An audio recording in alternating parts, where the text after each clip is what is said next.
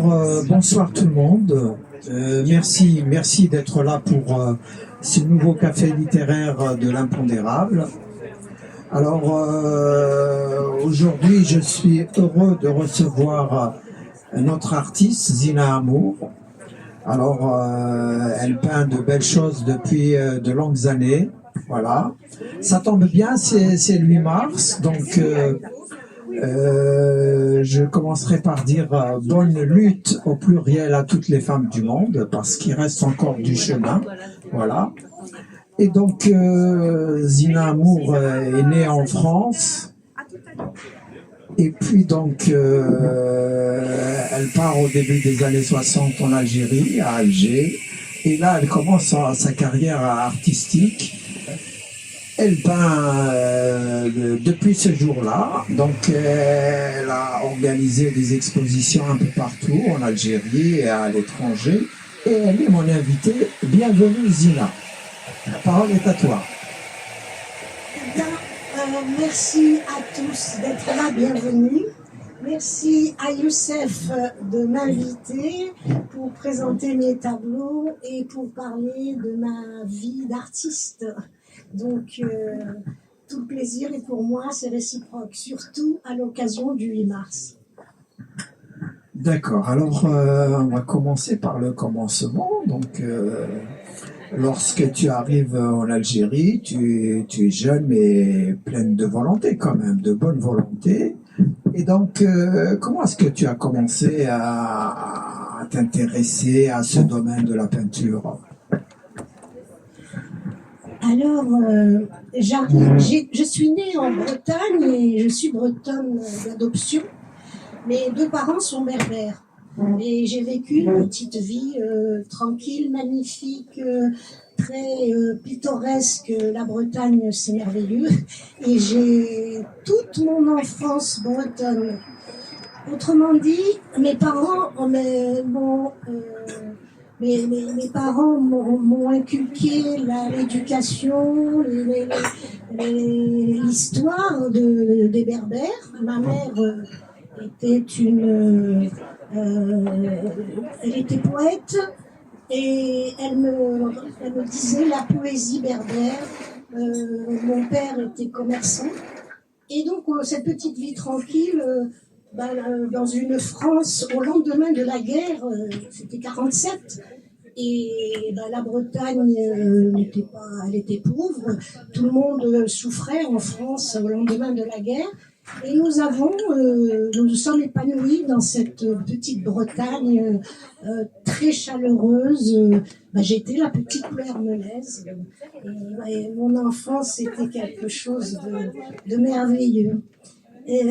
Ça n'a pu. Alors j'étais à l'école laïque. À l'école en France, c'était un petit peu le combat entre les écoles libres et l'école laïque.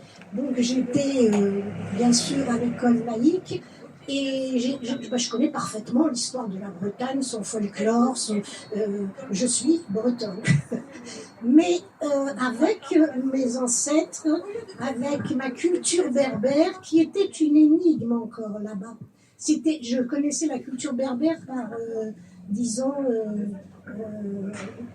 parce que racontaient mes parents, parce que vivaient mes parents, parce qu'étaient mes parents. Imaginez qu'en 62, alors j'étais très bonne élève et j'étais matheuse, mais j'avais tout pour réussir. Ça aurait été drôle que je ne réussisse pas avec tout le personnel qui m'encadrait, avec des gens merveilleux.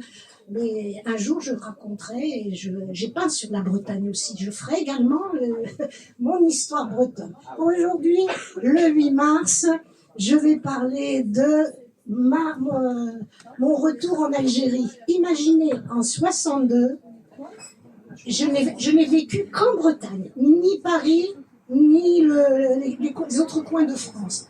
Maman décide, en fin juin, après l'école, qu'est-ce qu'on fait? On prend le train et on descend jusqu'à Marseille. Alors déjà, pour moi, les changements d'architecture, de climat, je découvrais la nature en train. On arrive, on prend le bateau et on traverse la Méditerranée. Alors là, le climat, imaginez de mon climat breton, j'arrive subitement dans la Méditerranée, c'était que des émotions. Mon arrivée, c'était une suite d'émotions, un bouleversement, et c'est ce bouleversement de l'arrivée, alors que dans le bateau, nous arrivions, et tout le monde partait, les gens partaient. Et c'était l'indépendance, c'était le 5 juillet. Et donc, on arrive au moment de l'indépendance. Je participe à la fête de l'indépendance et je participe à tous les problèmes et les difficultés. Une vie très difficile. Et c'est toutes ces émotions. Alors que j'étais jeune, et j'étais en construction. Et comment survivre à cette double culture, cette double personnalité. Je faisais maths, j'étais prof de maths, et puis tout d'un coup, qu'est-ce qui m'a sauvée? Eh ben, c'est la peinture. Je suis née peintre en Bretagne, non, vous voyez, je suis née à Alger. Je suis née peintre à Alger. Et j'ai fréquenté des ateliers, vous savez, la Société des Beaux-Arts d'Alger. Ici, il y a des gens qui m'ont connue à l'époque et qui ont suivi mon périple et qui m'ont donné l'occasion d'exposer, de parler, de me faire connaître, hein, n'est-ce pas, Farid pourrait raconter mon histoire. Et donc, pour moi, vous voyez, on arrive... Et je m'enferme dans ma chambre. Là, c'était presque la dépression. Ma petite personne ne pouvait pas supporter tous les événements, toutes les transformations, toute cette découverte. Je suis allée en Kabylie voir mon arrière-grand-mère. C'est-à-dire que je suis montée brutalement dans mes racines. Et je vois des montagnes kabyles. Mais c'est des images, tout ça, j'habitais tout ça m'habitait. Et mon arrière-grand-mère, j'ai fait sa connaissance, et c'est grâce à elle, parce qu'elle m'a dit, on l'a ramenée à Alger, elle m'a dit, tu vas me peindre, ma fille, tu vas me dessiner pour que tu te souviennes de moi. Et comme j'avais une fringale de dessin et de peinture, je m'enfermais dans ma chambre et je dessinais, je peignais. Donc, j'ai peint mon arrière-grand-mère, c'était le premier portrait, la première peinture. Et de là, je n'ai pas arrêté de peindre, c'était des fringales. Je travaillais, j'étais prof, mais tout le reste du temps, c'est la nuit, le jour, à toute heure. Je dessinais mes élèves, les portraits de mes élèves, je m'entraînais comme ça partout. Et j'ai peint. Alors, deuxième élément, c'est la rencontre avec Mouloud Mamri. Alors, le grand Mouloud Mamri, notre héros, pour moi, c'est une personnalité remarquable qui a fait un travail sur les Berbères et sur notre histoire extraordinaire. Et j'étais son enfant prodige. C'est comme ça qu'il me signait ses livres, qu'il dédicaçait pour moi. Et donc, il était là à toutes mes expositions. Il m'encourageait et puis il m'apportait l'histoire de mes ancêtres. Parce qu'en fait, je peignais parce que j'avais à raconter, à transmettre. Je me sentais tout d'un coup le devoir de transmettre ce que nos ancêtres nous ont apporté. Et j'avais mes grands-mères, et j'avais des témoignages formidables. Donc je peignais, voilà. Et exposition sur exposition, mon chemin ne s'est jamais arrêté. Dernière exposition, je l'ai faite grâce à... C'est Farid Mamri qui m'a reçu dans une grande salle dans la capitale. Et c'était... je crois que c'était l'exposition sur le cygne, hein, le Tassili. Et puis après cette exposition, le ministère de la Culture m'a honoré et il m'a demandé de faire une grande exposition rétrospective à Alger que j'ai faite avec prise en charge totale. Donc, il m'a fait les affiches, le ministère m'a pris en charge, les affiches, les livrets, j'étais donc consacrée Et puis la vie donc était formidable. J'ai ma double personnalité, eh bien je l'ai forgée. J'étais une citoyenne algérienne, kabyle. Je me suis construite, mais grâce à ma peinture, parce que ça ne s'est pas fait. La peinture est vraiment thérapie pour moi. Zina, alors aujourd'hui, tu viens avec 3 œuvres. Est-ce que tu peux nous expliquer ce dialogue-là?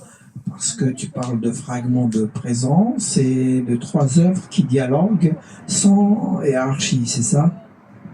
Exactement. Les 3 tableaux sont des témoignages de période, puisque quand je peins, pardon. C'est pas grave si ça ne marche pas. Je m'habitue à l'outil. Oui, c'est ça. Donc, j'ai perdu le fil. Alors, les 3 œuvres, tu vas nous dire un mot sur les 3 œuvres que tu exposes, enfin, manière de dire, et exposes aujourd'hui. Alors, ces 3 œuvres, celle-ci s'appelle Hashma. Bon, vous allez me dire pourquoi Hashma. Eh bien, je pense que le mot, c'est la pudeur, Hashma. Et la pudeur est très mal interprétée. À mon avis, pour moi, la pudeur, ce n'est pas un retrait, un effacement. Non, la pudeur, c'est un dévoilement mesuré. Donc, vous voyez ici la figure. Elle apparaît, c'est la figure d'une femme qui apparaît derrière, elle est traversée par les feuilles, ou elle traverse entre les feuilles, et donc elle semble se dévoiler lentement. Pour moi, c'est une maîtrise. Elle maîtrise le geste, et pour moi, la pudeur, c'est une maîtrise. Vous savez, c'est même une façon d'être libre, parce que la pudeur, c'est être libre de ne pas se dévoiler au regard de la force dominante. Je suis libre de ne pas me dévoiler. Voilà, pour moi, donc Hashma, c'est aussi l'intériorité, puisque ma peinture, c'est mon fort intérieur, c'est moi-même, et j'ai traversé toutes les épreuves. Donc c'est des couches, c'est plus que des couches, donc c'est des strates, et ça a donné naissance au palimpseste. Cette façon de peindre représente toute une période qui est partie de l'art végétal. J'ai travaillé sur l'art végétal, j'ai exposé ici à Paris pendant plusieurs années l'art végétal, et l'art végétal, c'est un palimpseste, ça m'a servi à me projeter sur le palimpseste. Le palimpseste, c'est ça. Donc le palimpseste, il m'a projeté vers le signe. Le palimpseste, c'est des superpositions de couches, et le fait d'utiliser le signe, c'est une évolution pour moi, puisque je suis partie de la peinture à l'huile, de la reproduction, d'une peinture qui exprime, qui représente plein de choses, qui parlent de moi et qui parlent des femmes. Donc aujourd'hui, journée internationale de la lutte des droits des femmes, eh bien, cette femme est à l'honneur, et c'est la femme, c'est moi. C'est ce que beaucoup de femmes doivent se retrouver dans ma façon d'avoir évolué en peinture. Mon évolution artistique, elle correspond au développement de ma personnalité et de mon histoire. Donc, par exemple, le 8 mars, pour moi, et là peut-être que j'attends la question. Non, non, vas-y. Donc, tu es en train d'expliquer, donc tu peux passer à la troisième peinture, tenir l'horizon. Voilà, tenir l'horizon.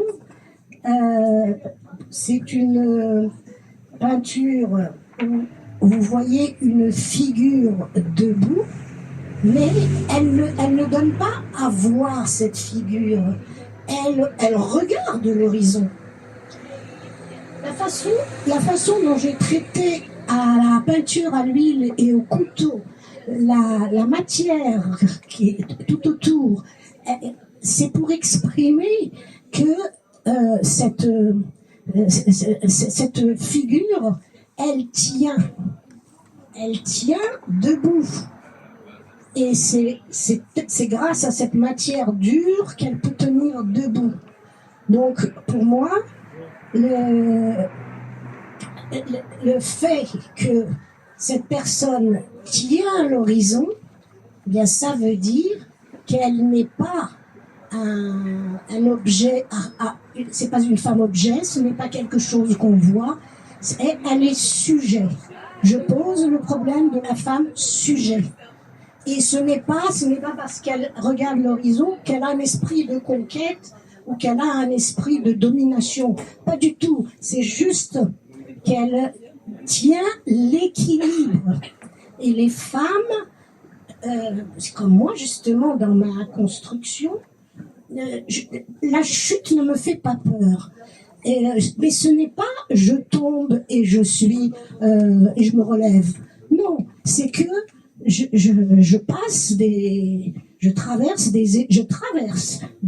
ne tombe pas, je traverse des événements difficiles et je me tiens debout. Et c'est le fait de vouloir se tenir debout qui est important. Donc c'est pour ça que je dis tenir l'horizon. Très bien, Zina. Merci pour toutes ces belles explications. Maintenant, je donne la parole à nos amis dans la salle pour des questions, des remarques, et tu pourras rebondir avec tes réponses. Alors, la parole est à vous toutes, tous.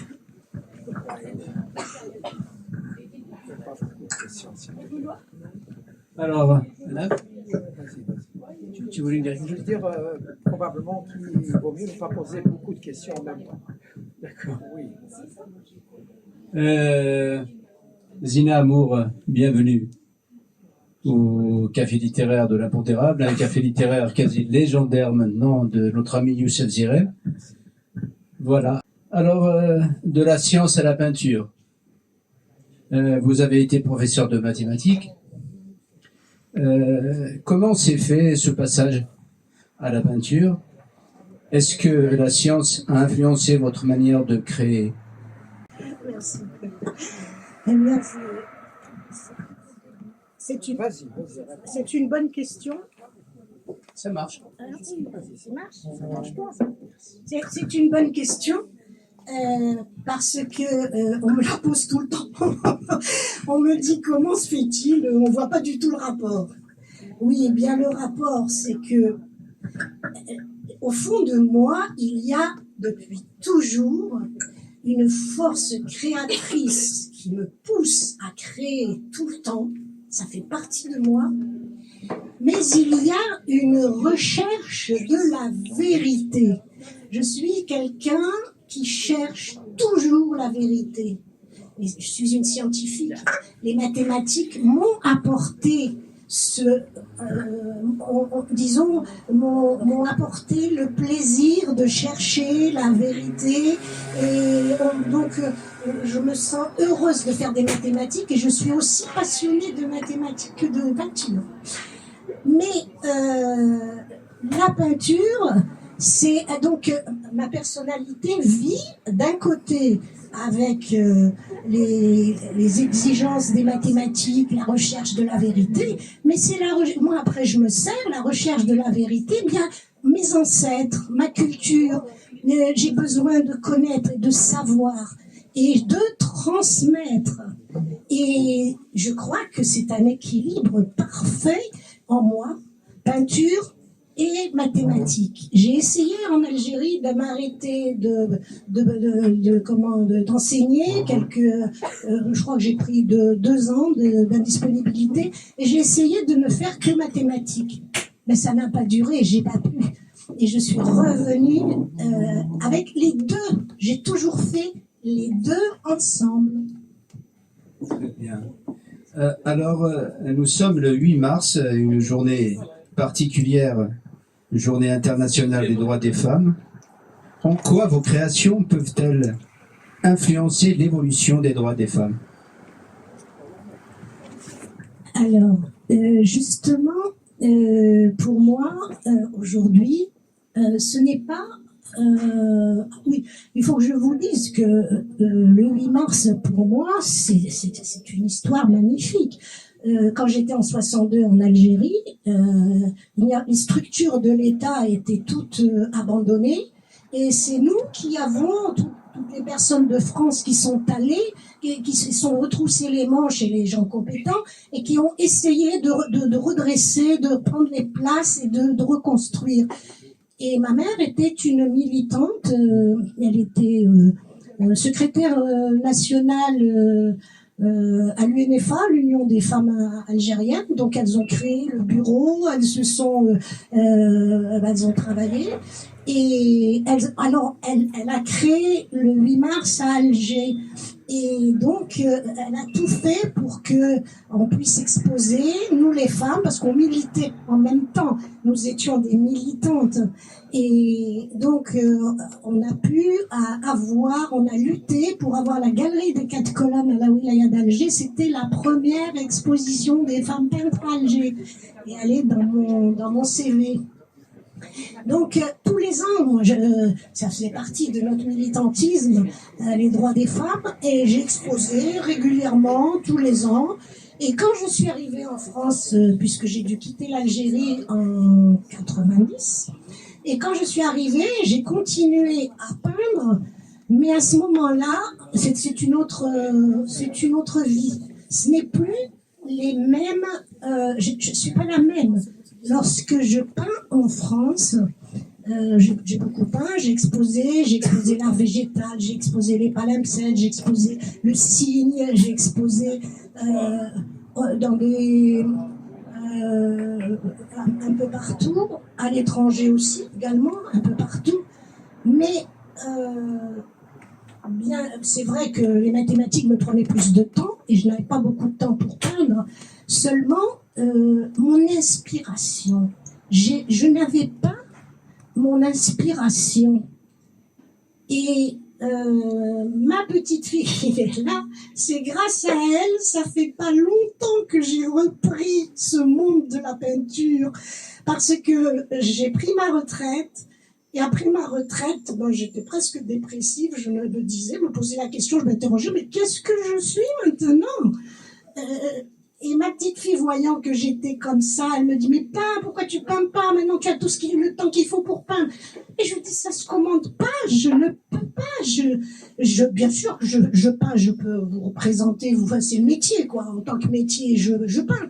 Mais créer, la différence est là. Mais où est l'inspiration? Et cette inspiration, alors qu'est-ce qu'elle fait? Elle me fait faire une exposition dans une association berbère, comment ça s'appelle, à Bobigny. Et du coup, elle me dit, mais alors vas-y, on va t'occuper. Et puis voilà, derrière moi, elle m'a entraînée. Et cette exposition berbère que j'ai faite, où justement j'avais ces tableaux-là, et toutes les séries qui vont avec, et ça avait créé la même ambiance que j'avais connue à Alger. Et pour moi, c'était l'histoire qui continue. Donc, c'est une renaissance artistique. Et c'est pour ça que vous voyez mon phénix ici. Mon phénix m'accompagne partout. C'est mon symbole c'est un symbole pour moi, c'est un symbole biographique, parce qu'il réapparaît à chaque nouvelle période. Mais il n'est pas là pour, c'est pas une rupture spectaculaire, le Mont Phénix. Mon Phénix, c'est une boule d'énergie qui m'habite, et sans cette boule d'énergie, bien si avec cette boule d'énergie, je suis projetée. Donc le phénix, c'est l'oiseau qui montre bien toutes ces projections. Et c'est toutes ces projections-là, eh bien, elles me poussent à la création de toutes parts. Et je me suis remis, du coup, mon histoire, mon historique. Et aujourd'hui, vous voyez, je revis le 8 mars. Je revis le 8 mars pour la première fois en France. Parce que j'ai jamais peint le 8 mars en France. J'arrivais pas à trouver les relations, je sentais pas. J'ai pourtant exposé au Japon, j'ai exposé au Québec, j'ai exposé partout. Mais ce n'est pas, je n'ai pas l'inspiration. Et je me suis rendu compte. Alors j'étais sur Facebook parce que le prof de maths est sur LinkedIn. Il y a toute une vie du prof de maths sur LinkedIn. Vous pouvez voir mon travail de prof de maths. Mais là j'ai dit l'artiste va être sur Facebook. Et j'ai pu avoir, ça fait 6 mois, 8 mois. Je suis dans un bain grâce à Facebook, dans un bain en rapport avec mes traditions kabyles, avec la langue kabyle, avec je revis en moi, mes ancêtres, je revis et c'est ça qui me fait créer et c'est ça qui m'apporte. Donc aujourd'hui, je vous dis, c'est aussi un événement pour moi, c'est que je débute une période qui va certainement m'aider à produire des choses, mais dans l'abstraction. Vous voyez, le signe m'a emmené à une nouvelle période où je vais utiliser une abstraction puissante.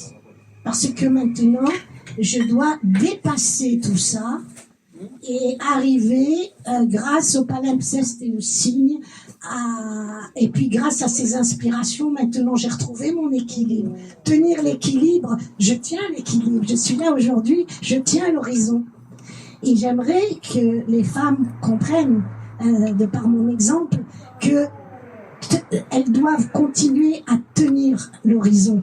C'est le message pour le 8 mars. Merci. Juste une dernière question. Donc, votre petite fille est pour beaucoup dans votre retour à la peinture.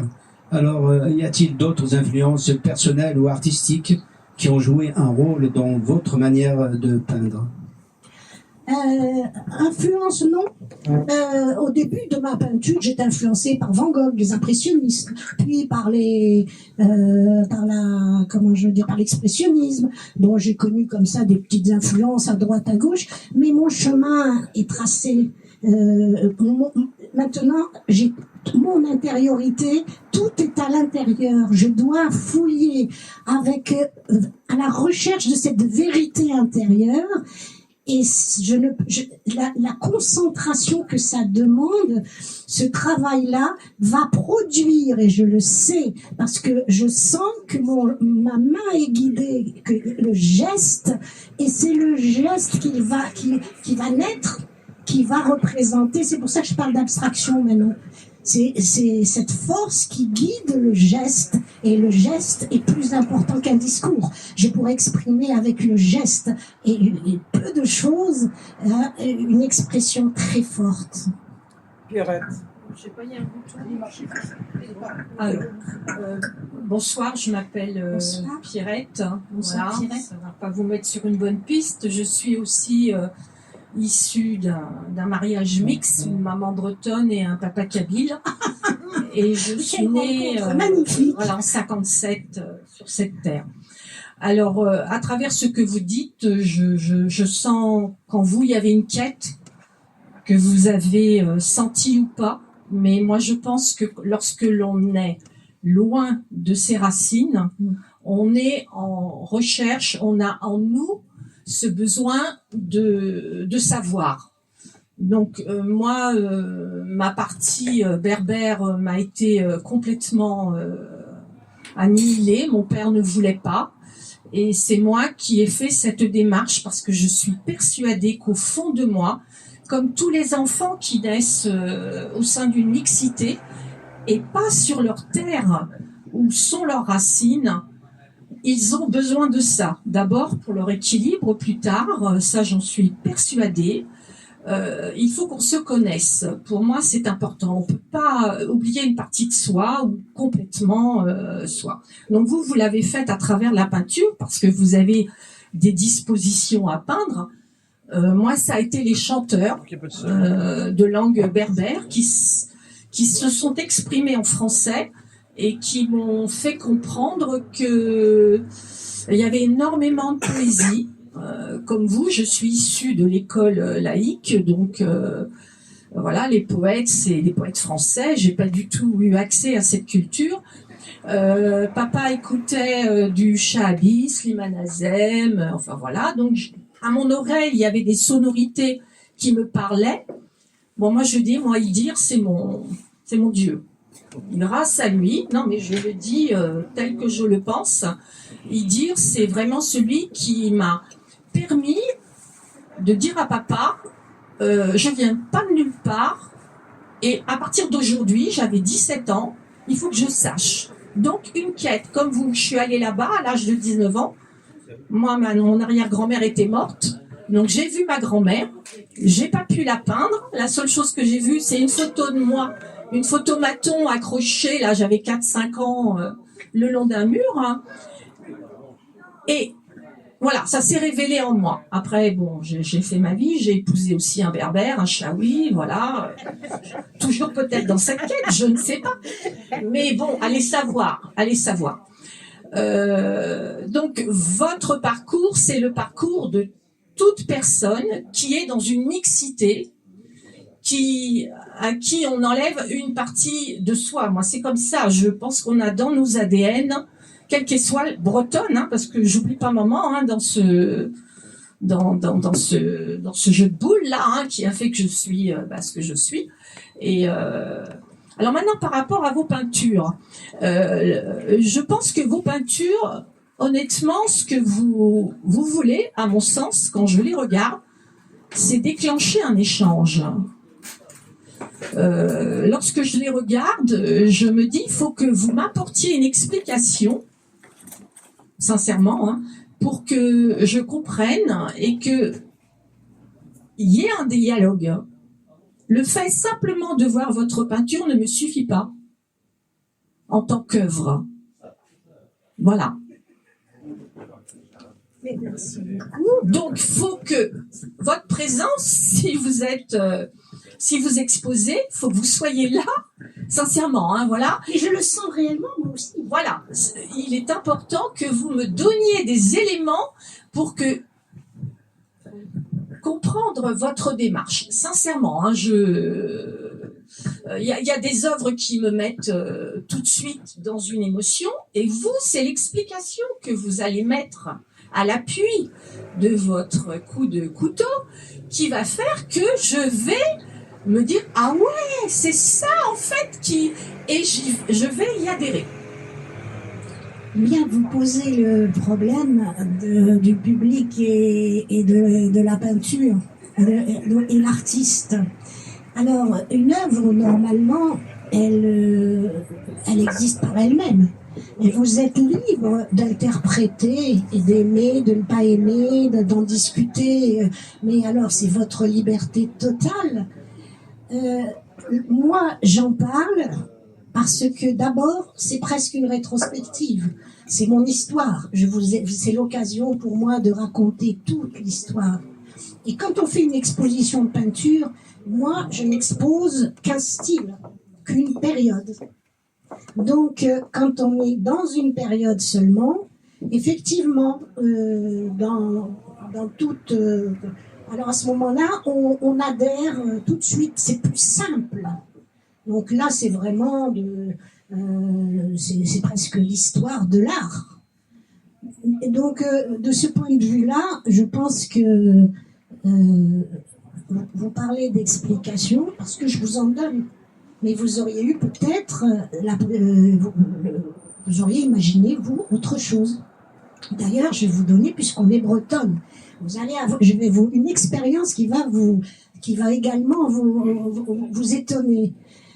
Quand je suis revenue en France, je suis allée peindre la Bretagne. Je suis venue pour aller en Bretagne, parce que c'était pareil. J'avais la nostalgie de la Bretagne. C'est ça. Donc, je retourne en Bretagne et retrouver et phénomène extraordinaire, c'est que Ploërmel, c'est une ville bretonne qui est restée dans son écrin. Les Bretons sont formidables. La civilisation n'a rien abîmé. Les supermarchés sont en dehors de la ville. Rien n'est abîmé. La petite ville est restée. Tous les petits coins que j'ai parcourus dans mon enfance, tout était là et je refaisais les petites. Et toute mon histoire se reconstruisait. Donc j'ai peint et j'ai fait une exposition sur la Bretagne. Alors, pour juste une indication, une petite anecdote, c'est que j'ai peint en bleu. Alors, la Bretagne, ce n'est pas la Méditerranée. Et j'ai peint la Bretagne avec le bleu de la Méditerranée. Mais c'était pas voulu. C'est après coup que je me rends compte que pour moi, la Bretagne, c'est le bleu de la Méditerranée. Imaginez les Finistériennes avec leur coiffe. Eh bien, elles étaient dans le bleu. Dans le bleu de la Méditerranée. Mais n'empêche que c'est une autre création. Vous voyez, mais le message sort tout seul. Il n'y a pas de... Quand je peins, il n'y a aucune réflexion. L'intellect n'intervient pas. Ça, c'est absolument déterminant. Un peintre, c'est pas vrai, il ne peint pas avec son intellect. Si l'intellect intervient, on n'est plus inspiré, on ne sait plus quoi faire. La preuve, à ma retraite, je me disais, il faut que je peigne, il faut que j'expose, mais il n'y avait rien qui sortait. Alors, bien sûr, je faisais de jolies aquarelles, tout le monde était très content, je faisais des dessins à tout le monde, des aquarelles à tout le monde, mais ça n'avait pas d'âme pour moi, non. C'était, si vous voulez, c'était une illustration. Donc, je suis. Alors, le phénomène qui s'est produit, c'est que maintenant que je suis sur Facebook et je corresponds avec la Kabylie, les Kabyles qui me racontent leur histoire et on échange. Donc, ils voient mes tableaux, alors ils connaissent même pas l'art, certains. C'est des expériences merveilleuses que je vis. J'ai des impressions de personnes qui vivent dans la montagne depuis toujours et ils me donnent leur impression sur mes tableaux et moi j'échange. Et il y en a un qui m'envoie une photo pour me faire plaisir. On m'envoie des photos du paysage, de toute cette beauté des montagnes. C'est à celui qui va m'envoyer les plus belles photos de la Kabylie. Et bien, il y a un tableau extraordinaire, phénomène extraordinaire.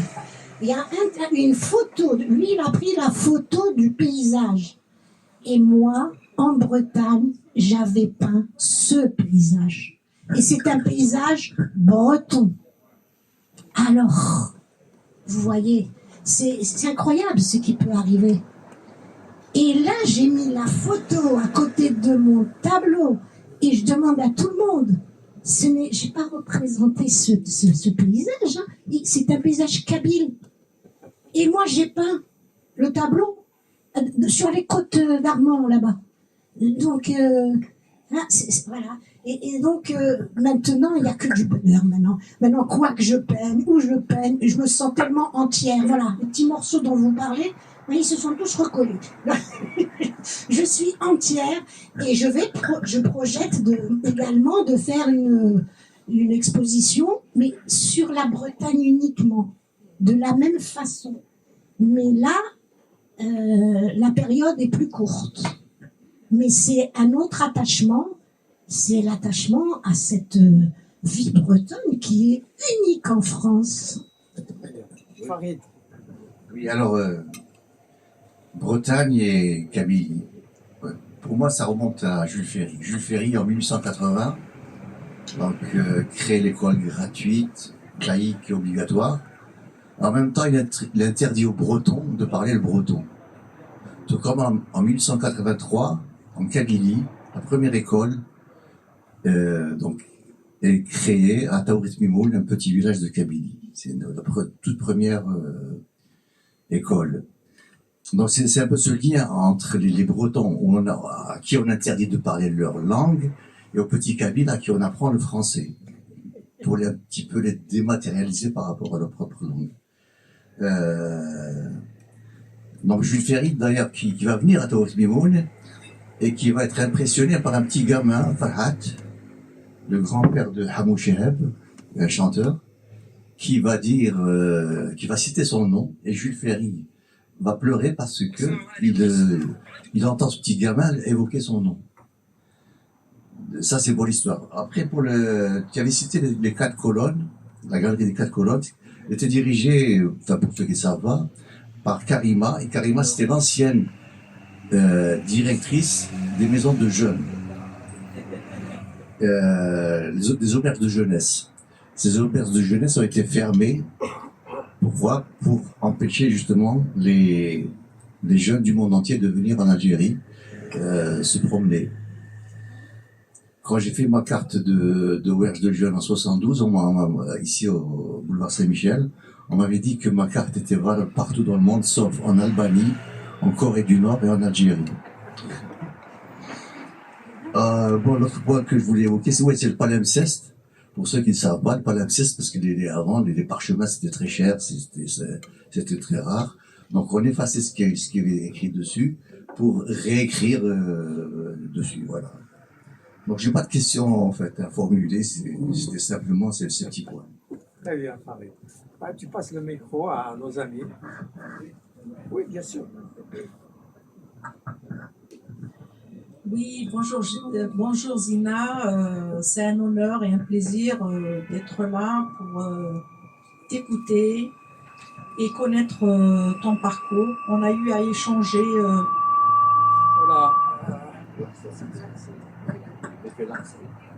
On a eu à échanger un petit peu ce matin, n'est-ce pas? On a retracé un peu nos parcours respectifs. C'était un moment de privilège. Sinon, moi, ma question, on va dire, même si je connais d'emblée la réponse, c'est de savoir comment avais-tu vécu la condition des femmes en Algérie pendant la période où tu étais là-bas. Est-ce que la condition des femmes à cette époque, et je sais dans quelles conditions tu as quitté l'Algérie, est-ce que ça t'a inspiré dans ta création, justement? On parlait de créativité ou de création. Est-ce que ça t'a aidé ou ça t'a inspiré, justement, dans tes œuvres, celle-là exposée aujourd'hui ou d'autres qu'on ne connaît pas? Alors, les femmes, d'abord, je fais partie d'une lignée de grandes femmes courageuses et extraordinaires. J'ai été bercée constamment par les histoires, les exploits de nos femmes dans la famille. Mon arrière-grand-mère, ma grand-mère, ma mère, elles ont traversé l'histoire depuis l'occupation, depuis la colonisation, et chacune j'ai pu vivre par leur récit. J'ai pu vivre, c'est un privilège immense, ce qu'elles vivaient dans le cours de l'histoire, à des moments différents de l'histoire. Donc, pour moi, j'existe parce que je suis la suivante, et les femmes, pour moi, dans mes expériences de la vie, je suis convaincue, après je peux me tromper, mais les femmes réellement sont les détentrices des traditions, c'est elles qui détiennent, qui font vivre les sociétés. L'histoire, elle laisse son empreinte sur les femmes. Donc, convaincue de ça, je n'ai œuvré qu'avec les femmes. Les papas dans l'affaire, c'est autre chose. On a une lignée aussi de papas, mais dans des exploits, ils ont participé à la guerre, aux guerres, parce que guerre 14-18, guerre 39-40, guerre d'Algérie, et et donc, c'est l'histoire qui construit les individus. Et les femmes sont là pour garder, protéger, veiller. C'est ce qu'exprime cette femme. Elle est là non pas parce qu'elle domine, non. Elle est là, elle garde, elle veille, elle transmet. Et chez nous, c'est une transmission. Chacune doit transmettre aux autres. Et c'est la source de l'éducation. On transmet par l'éducation, partout. Et donc, tu me disais, la deuxième question. La condition de la femme. Alors, la condition de la femme durant ton séjour en Algérie. Peut-être, est-ce que les années 60 étaient meilleures que les années 70, que les années 80, par exemple? Oui. Alors, quand je suis arrivée, 19 ans, toute jeune, la parfaite occidentale de mon époque, et j'ai forcément subi la société ambiante. Heureusement pour moi, je parlais le kabyle. Mes parents nous ont appris le kabyle, donc j'étais réellement, je parle couramment le kabyle. Donc je n'ai pas été dépaysée, je me faisais comprendre avec les gens, mais je parlais pas l'arabe. C'était un handicap. Et moi je suis dans l'enseignement aussi, donc j'ai eu le problème de l'arabisation. Et donc nos luttes, finalement, lutte des femmes. Les femmes, moi je trouve qu'elles se sont libérées naturellement parce que c'est des femmes courageuses et qui ne reculent devant rien. Et autour de moi, tout le monde était militante. Moi, toutes les femmes dans l'enseignement, c'était des militantes. Dans la peinture, c'était des militantes. Partout. Mais on a été obligés de militer pour la cause des femmes. Par exemple, il existait l'association des peintres algériens. Il y avait une galerie des peintres algériens. Mais nous, on n'avait pas accès. Moi, alors, les nouveaux venus d'après l'indépendance, bien sûr, était mal vu par les anciens artistes. Donc, au lieu de nous intégrer, de nous recevoir, d'échanger, non, c'était parce que moi je crois, mais après je peux me tromper, c'est parce que il faisait partie de l'école occidentale avec les normes occidentales et que la production forcément elle était importante, elle était classe, c'était des gens qui étaient classés, tandis que nous étions bruts, à l'état brut, et nous nous sommes construits en tant qu'Algériens, mais une nouvelle Algérie, un nouveau citoyen, et du coup la peinture, notre peinture, elle était aussi nouvelle. Moi, je me souviens que j'ai voulu exposer plusieurs fois à l'UNAP et le président de l'UNAP, qui était un artiste arabisant, intégriste et misogyne, les trois. Il me dit, je vais avec un dossier impeccable, j'étais reconnue nationalement, mais j'étais pas reconnue par lui. Il me proposait pas l'UNAP ni l'adhésion à l'UNAP. Qu'est-ce qu'il me dit? Il me crie dessus parce que j'insiste et il me dit, allez faire du couscous au lieu de faire de la peinture. Et vous savez, réaction de militante, qu'est-ce que je fais? Je sors effectivement avec mon barda et je vais à la maison, je pleure bien sûr, et je prends les tamis de la maison, je prends les tamis que maman a dans la maison, je prends de la résine et de la peinture vitrail, je bouche les trous, et c'est là que le phénix est né. Voilà. Il est né d'un tamis, le phénix. Et c'était la réponse à monsieur Fares, c'est Bouratem Fares qui m'a fait ça. Qu'est-ce que je fais? J'en produis une quantité, j'en ai produit 50, mais d'un coup. Alors je faisais pas seulement sur du métal, je tendais de la soie et je brodais dessus et je peignais en même temps et je mettais du vitrail. Alors c'était des imitations vitrail, ça devenait, je les éclairais derrière et la lumière était. Mais j'ai exposé alors je suis venue exposer à l'UNAP avec mes tamis. Je suis revenue l'embêter. Je lui dis, voilà, j'ai une exposition de tamis, ça a l'air de vous plaire. Alors bien sûr, il me ferme la porte, il me chasse. J'appelle mes amis journalistes, écrivains, tous les artistes. Je mets mes tableaux sur le trottoir de l'UNAP, devant. Et eux, ils en profitent pour en parler, pour faire et pour dire que pour dénoncer le comportement de ce monsieur qui barre la route aux femmes. Donc, et j'ai eu des occasions, des centaines d'occasions de changer les choses. Parce que le combat de toute femme, tout le monde change les choses lorsqu'on se bat. On se bat pour son histoire personnelle, mais elle sert la cause de toutes les femmes. Vous savez, jusqu'à mon divorce, il a servi le code de la famille. Alors c'est pour vous dire.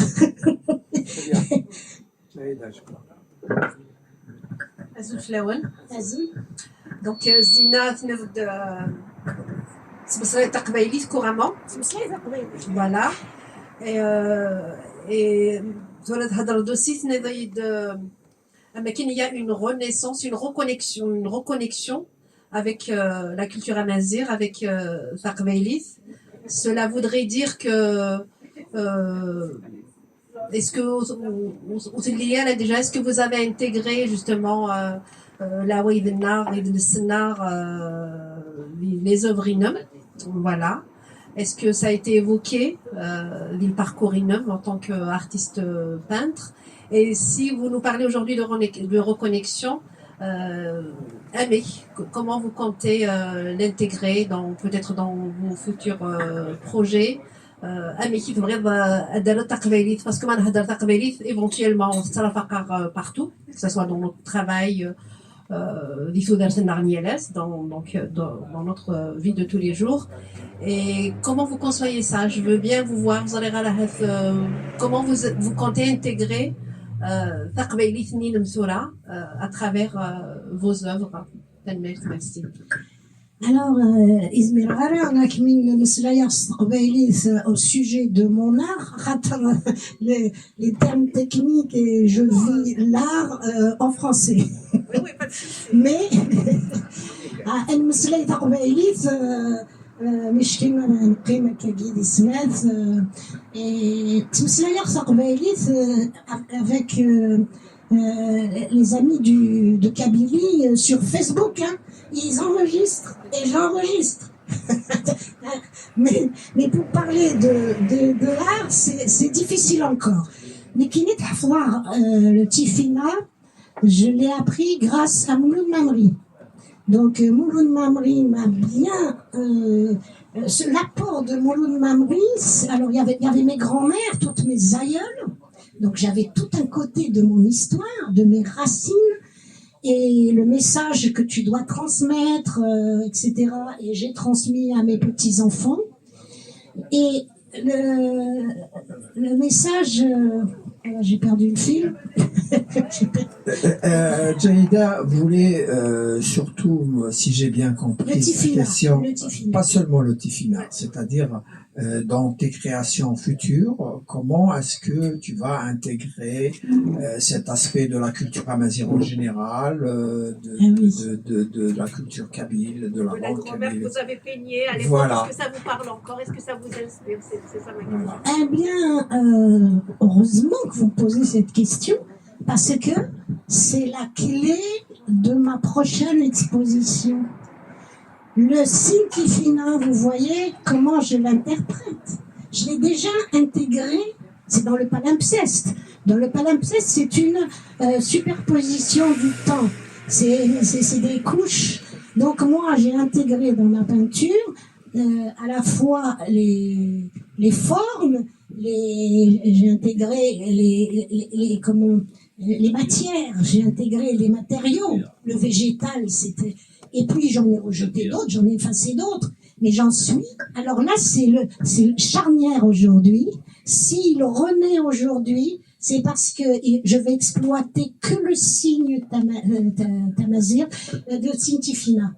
Vous voyez qu'il existe là. J'ai toute une exposition sur le Tifina. J'ai déjà préparé cette exposition à Alger. Elle était prête au moment de l'arrivée du fils. Je suis allée, parce qu'ils ont fini par m'accepter à l'UNAP, hein, quand même. Donc j'ai été pour l'exposer à Alger, à la galerie de l'UNAP, Et les intégristes sont rentrés, ils m'ont enlevé les tableaux et ils ont voulu m'agresser. C'est les gens du RCD qui sont venus pour me défendre et m'emmener à la maison. Elle n'a pas eu lieu, cette exposition. Donc j'ai tout ramené et j'ai exposé ici, dans une galerie américaine à la place des Vosges. La galerie américaine m'a ouvert les portes parce que c'était le signe. Et effectivement, à partir de là, j'en suis là. Et c'est à partir de là que je compte la production prochaine sur l'abstraction. C'est l'abstraction de ce signe. Enfin, il est déjà abstraction. Mais expliquer entre le palimpseste, les linguistes, ils comprennent bien le phénomène du signifiant, du signifié. Et donc, ce sera ma production. Vous voyez, c'est très important aujourd'hui. C'est génial. Est-ce qu'on a oublié quelque chose, Zina, pour conclure alors? Oui, alors, on a oublié, oui, c'est toute ma vie que je dois raconter. Mais pour conclure, donc, ce que je vais dire, c'est que j'ai un message pour toutes les femmes. Toutes les femmes, et elles éprouvent et elles sont ce que je suis. Donc, si moi, je subis les aléas de la vie et j'endure, je traverse les difficultés, mais je ne tombe jamais. Il faut tenir debout à n'importe quel prix, chacune mais être fidèle à ses idées. Il faut rester vrai. C'est tout. Et là, quelle que soit la partie de vous qui s'exprime dans la littérature, dans la poésie, moi j'ai des relations avec les poètes incroyables. Les poètes sont inspirés par ma peinture, mes peintures, moi je suis inspirée par la poésie. On a fait des échanges extraordinaires. J'ai peint une expo à Alger où c'était la poésie, la peinture, poésie, on exposait les deux. Et il y a des expériences extraordinaires. Donc au fond de chacune de nous, il y a un amour, une passion. Il faut la vivre. Nous sommes tenus et puis ce n'est pas juste le 8 mars aujourd'hui et puis c'est la fête et puis après on va dans la routine. C'est tous les jours et nous devons assurer la continuité. C'est la journée internationale des droits de la femme. Des droits. Ce n'est pas ta fête. Ah oui, c'est vrai, c'est vrai. Ta fête, elle devrait être Exactement. 365 jours Tout par à an. fait, oui. Exactement. Bonne correction. Merci d'être passé au Café littéraire de l'Impondérable. Merci à vous toutes et à la semaine prochaine. Merci à toi d'avoir permis cet entretien. Merci beaucoup de m'avoir écouté.